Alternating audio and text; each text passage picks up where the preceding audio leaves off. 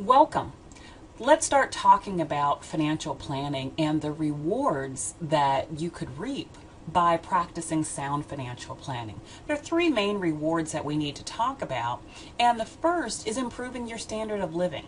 That means that if you have a better handle on what you have coming in and what you have going out, you could start doing things a little bit better and notice that you have a little bit more money to spare. That your money lasts you longer if you're paying closer attention to it. And so the second one kind of goes hand in hand with that first reward, in that when we start paying more attention, we start spending our money more wisely. When we know where it's going, we're more careful about not wasting our money. And then lastly, once we get these basics covered, then we can start accumulating wealth. So many people never get past the first two stages, and they spend most of their lives living from paycheck to paycheck. And so if we do a better job of planning the financial events in our lives and just the day-to-day financial events that we all encounter, then we have a much better shot at accumulating wealth.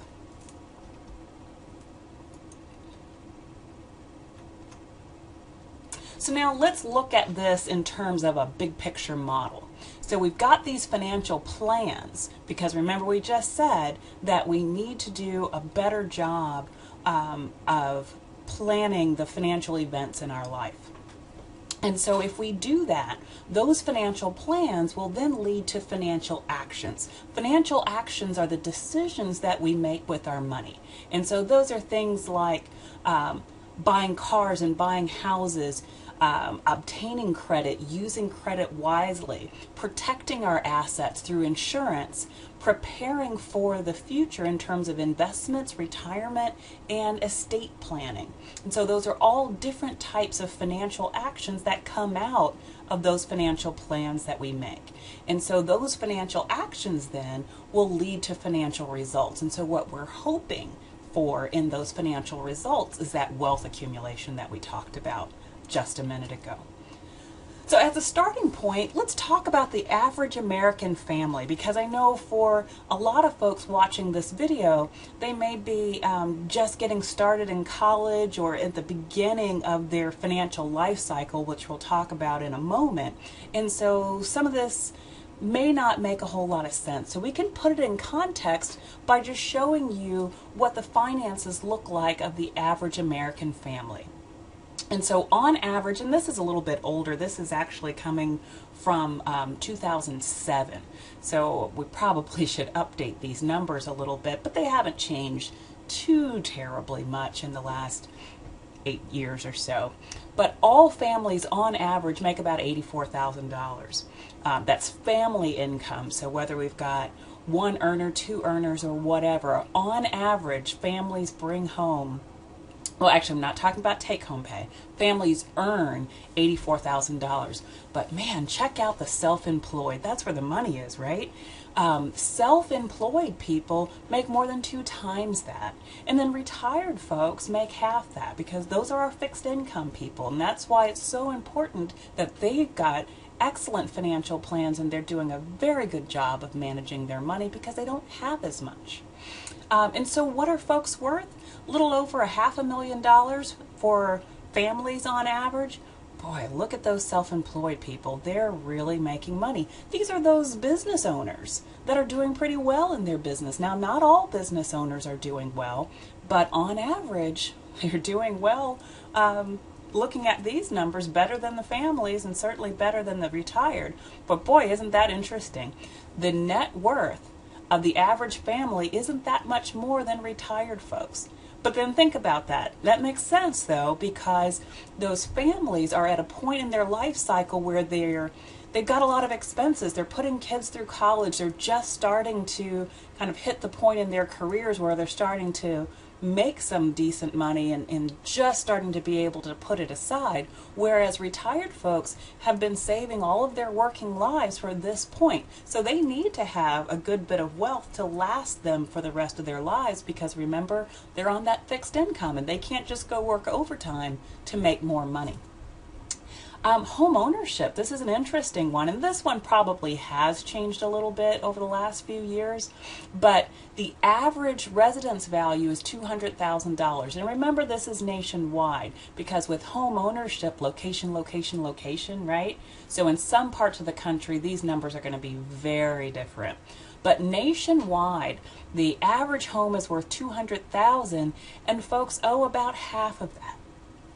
Again, that has probably changed significantly too, because what has happened in recent years is that home values went down significantly. They're coming back up, but what that's going to mean is that value is going to go down and the mortgage is still going to be the same, meaning that the percentage that they owe is probably going to be a little bit different than what we're seeing here. So lastly, what about savings? So now we're breaking it down. Where are people putting their money? Looks like in bonds. Bonds and then mutual funds. Bonds are going to be pretty safe.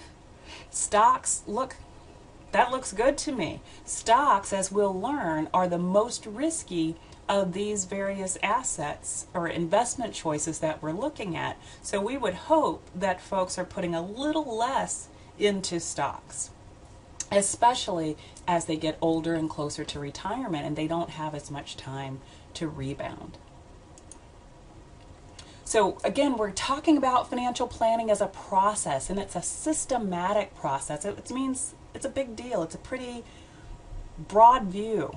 And it considers elements of an individual's financial affairs in order to fulfill their goals. So remember, we had the plan, we had the actions, and we had the results. And so the planning process takes into consideration the goals of that individual or that family to help them take action to hopefully achieve the results that they're looking for. So financial planning, we'll think of it as a 6-step process. And I know I'm starting to sound like a broken record, but that's good, because I want you to really think about this and really think about these components that go into financial planning. And so the first one is defining goals. And we're being very specific here in saying financial goals. The difference between financial goals and our ordinary run-of-the-mill goals is that they've got a number tied to it. So for example, if I say that I want to buy a car, that's a goal, but making it a specific financial goal would mean that I'd have to say, I want to save X number of dollars to buy a car, or I want to increase my credit score so I can finance X number of dollars to buy a car. We'll talk about making our goals, our financial goals, very specific as we get more and more in detail on this process. But just remember for now that these goals that we're talking about are financial. Then we're going to develop financial plans related to those goals. So I want to do X. Here's my plan on how I'm going to get there. It's not enough just to say, this is what I want to do. Now step 2 says, I got to figure out how. And then it's not enough to say, I want to do this and here's how I'm going to do it. I have to actually do it. Boy, we're really holding our feet to the fire here, because we're going to plan and make it happen. So now let's look at number 4. Number 4 says we're going to develop a budget to match these goals in this plan that we've put together. So our budget is very specific, so we're kind of going from the top and getting more and more narrow. So I've got these goals, I've got a plan to achieve those goals. Now I've got a budget that says every month, here's where my money is going to go. And I'm going to monitor that budget and make sure that I did what I said. And so step number 5 says, now I've got goals, plans, and a budget. I'm going to create financial statements to see how I'm doing. So that's again part of that monitoring process. And then that very last step, step 6, says that once I've created the goals, the plans, the budget, and the financial statements to monitor all this stuff, I'm going to make some changes wherever I need to in the process so I can stay on track, so I can reach that goal at the top. So I don't just set the goal and then walk away. I don't just set a plan and then walk away. I don't just give it a shot and then walk away. I keep checking to make sure everything is going the way it's supposed to go, and I adjust things. So maybe my budget wasn't quite right, or I can't really afford to set aside that much money to reach this goal.